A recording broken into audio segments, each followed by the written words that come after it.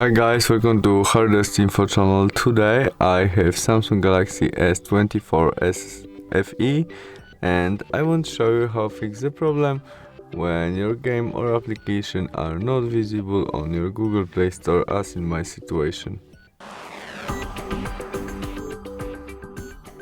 To do that, tap on your main menu of your Google Play Store and choose your photo on the right corner. You need Settings, Family and Parental Controls.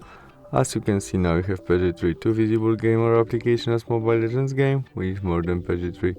To change it, tap on it and enter your connect pin to parental control. And now we can change it from PG3 to maybe allow all included underrated, confirm by got it and save.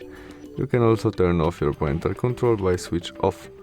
And that's all. We can go back and try search Mobile Legends games again, which is visible right now, and we can install it. Thanks for watching, see you soon, bye.